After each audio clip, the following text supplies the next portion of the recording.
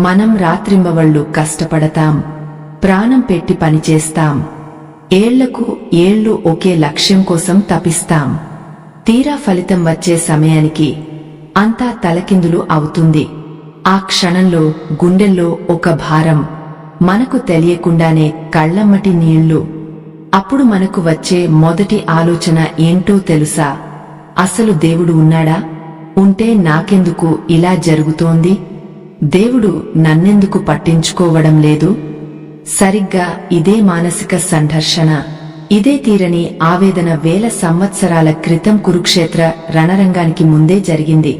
వేదవ్యాసుడు రచించిన మహాభారతంలోని భీష్మ పర్వంలో అర్జున విషాద యోగం ప్రారంభం అయ్యేది ఇలాంటి ఒక మానసిక పతనం నుంచే.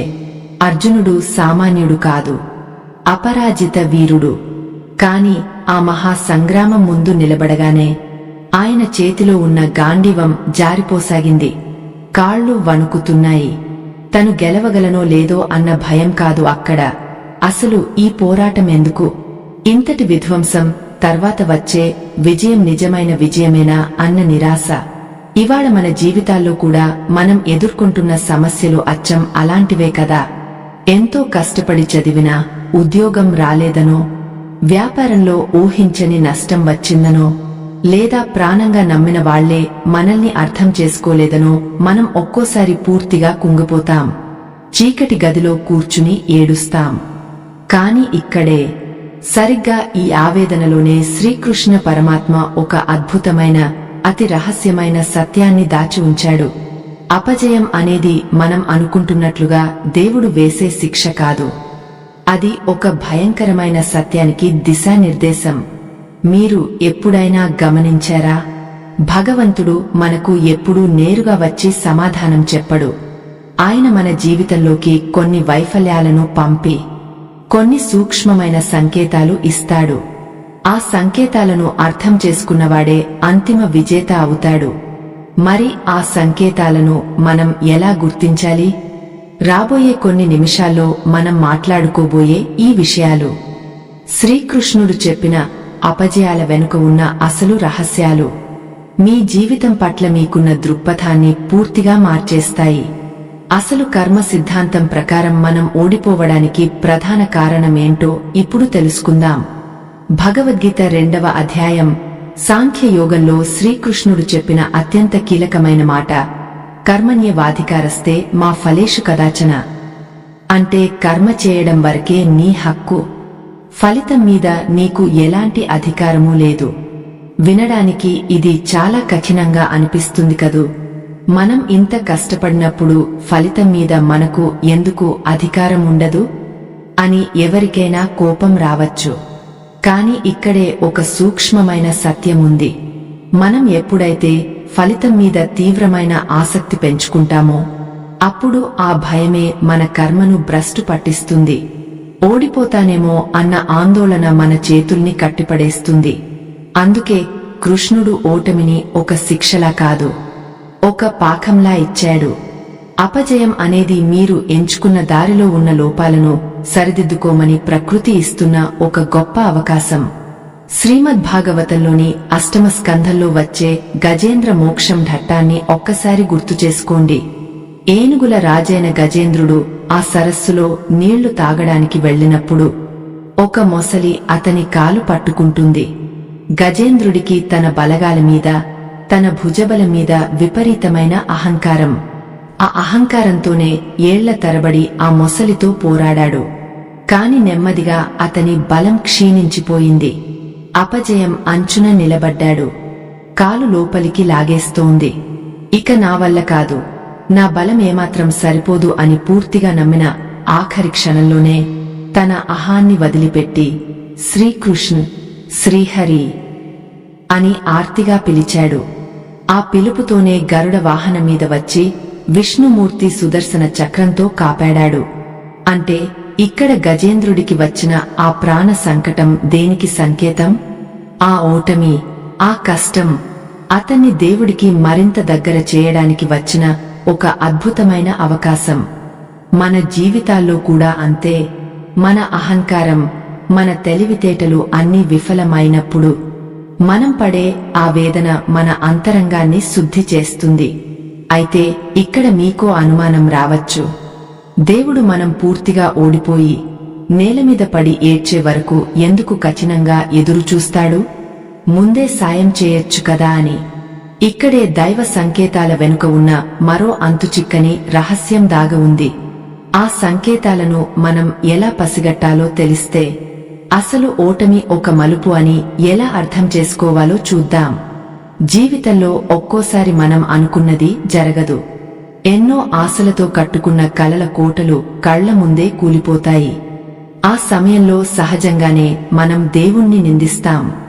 కాని నిజానికి మనం కోరుకున్నది దక్కకపోవడం వెనుక భగవంతుడికి మీ పట్ల ఇంకా పెద్ద ప్రణాళిక ఏదో ఉందని అర్థం. ఈ సత్యాన్ని గ్రహించడానికి శ్రీమద్భాగవతం దశమ స్కంధంలోని సుదాముని కథను, అదేనండి కుచేలుడి కథను ఒక్కసారి స్మరించుకుందాం. సుదాముడు సాక్షాత్తు ఆ లోకనాథుడైన శ్రీకృష్ణుడికి బాల్యమిత్రుడు. కాని అతని జీవితం మొత్తం భయంకరమైన దారిద్ర్యంతోనే గడిచింది. తినడానికి పెడికెడు అటుకులు కూడా లేని పరిస్థితి. సుదాముడు తన జీవితంలో ఎదుర్కొన్నది కేవలం ఆర్థిక వైఫల్యం కాదు, అది ప్రతిరోజూ అనుభవించే సామాజిక ఓటమి. ద్వారకకు వెళ్లి కృష్ణుడిని కలిసినప్పుడు కూడా సుదాముడు తన కష్టాలను చెప్పుకోలేకపోయాడు, ఏమీ అడగలేకపోయాడు. కృష్ణుడు కూడా తక్షణమే అతనికి ఏమీ ఇవ్వలేదు. ఎందుకు?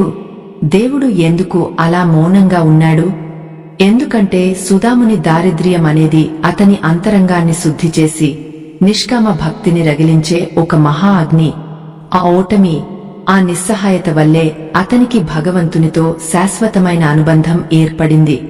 ఇంటికి తిరిగి వెళ్లేసరికి ఆ భగవంతుడు అడగకుండానే ఊహించని మహా ఐశ్వర్యాన్ని ప్రసాదించాడు. అంటే దేవుడు మనకు ఒక వైఫల్యాన్ని ఇచ్చాడంటే దానికి బదులుగా 100 రెట్లు గొప్ప బహుమతిని ఇవ్వబోతున్నాడని ఒక దైవ సంకేతం. ఇదే విషయాన్ని శివ తత్వం కోణంలోంచి చూస్తే ఈ రహస్యం ఇంకా అద్భుతంగా అర్థం అవుతుంది. సనాతన ధర్మంలో పరమశివుడు లయకారుడు. లయం అంటే కేవలం నాశనం చేయడం అని మనం అనుకుంటాం. కానీ కాదు. పాతదాన్ని నిర్మూలించి కొత్త సృష్టికి మార్గం సుగమం చేయడమే నిజమైన లయం. మహాదేవుడి వినాశనం లేకుండా బ్రహ్మదేవుడి నూతన సృష్టి ఎలాగైతే సాధ్యం కాదో, ఓటమి అనే లయం లేకుండా విజయం అనే సృష్టి కూడా ఎప్పటికీ జరగదు.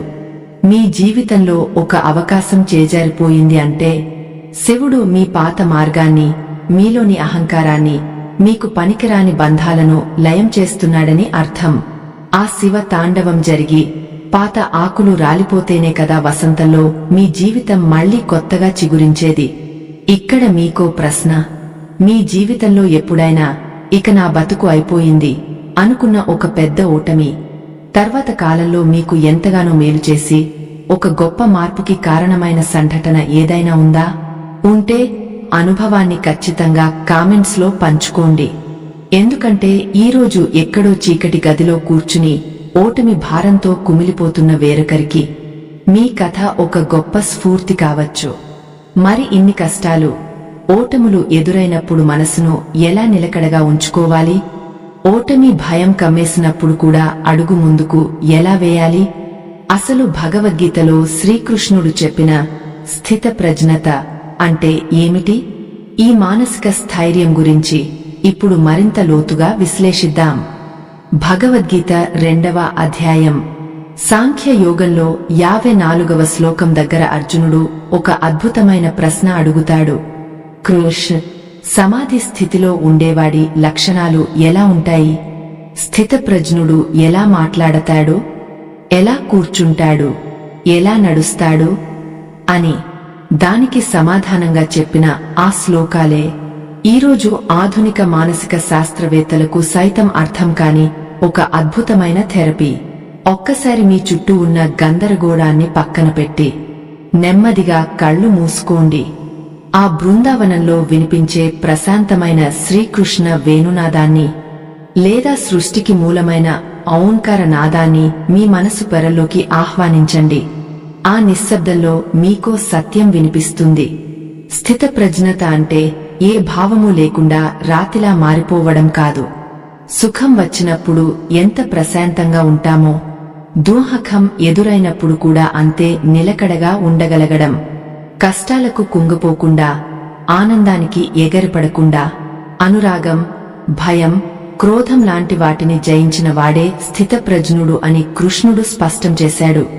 ఇది వినడానికి ఆధ్యాత్మికంగా చాలా బాగుంటుంది, కానీ నిజ జీవితంలో దీన్ని ఎలా అన్వయించుకోవాలి?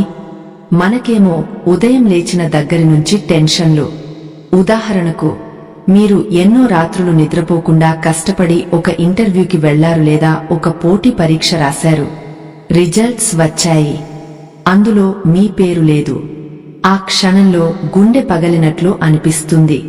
లేదా మీరు ప్రాణంగా ప్రేమించిన వ్యక్తి మిమ్మల్ని అర్థం చేసుకోకుండా వెళ్లిపోయారు. అక్కడ మీరు చేయాల్సింది ఏంటి? కృష్ణుడు చెప్పిన ఆ స్థితప్రజ్ఞత ఇక్కడే మీకు రక్షగా నిలబడుతుంది. మీ ఓటమిని ఒక సాధారణ సంఘటనగా చూడండి, అంతే తప్ప దాన్ని మీ జీవితానికి కొలబద్దగా మార్చుకోకండి. మీరు ఫెయిల్ అయ్యారు అంటే ఆ ఒక్క ప్రయత్నం విఫలమైంది అన్నమాటే, కాని మీ భవిష్యత్తే విఫలమైందని కాదు కదా. ఆ నిరాశలో కూరుకుపోయి తప్పుడు నిర్ణయాలు తీసుకోకుండా, సరే ఇది జరగలేదు, నెక్స్ట్ ఏంటి, ఇందులో నా తప్పులు ఎక్కడ ఉన్నాయి అని స్థిరంగా ఆలోచించగలగడమే గీతాసారం. అపజయం అనేది ఎప్పుడూ ఒక కామా లాంటిది, ఫుల్ స్టాప్ కాదు. మీరు ఎప్పుడైతే మీ కష్టాలను, మీ ఓటములను ఆ పరమాత్మ పాదాల దగ్గర పెట్టి, కృష్ణ, నా వంతు కర్తవ్యాన్ని నేను చేశాను, ఫలితాన్ని నీకే వదిలేస్తున్నాను అని మనస్ఫూర్తిగా అంటారో, సరిగ్గా అప్పుడే మీ భుజాల మీద ఉన్న ఆ భారం మొత్తం మాయమైపోతుంది. ఆ ప్రశాంతతలోంచే ఒక కొత్త శక్తి మీలో ఉద్భవిస్తుంది. మరి ఇన్ని తెలుసుకున్నాక కూడా మనం గమ్యాన్ని చేరుకోవడానికి విజయం నిజంగా ఏ రూపాన్ని తీసుకుంటుంది? ఆ ప్రయాణంలో కృష్ణుడు మనతోనే ఉంటాడనడానికి రుజువు ఏమిటి?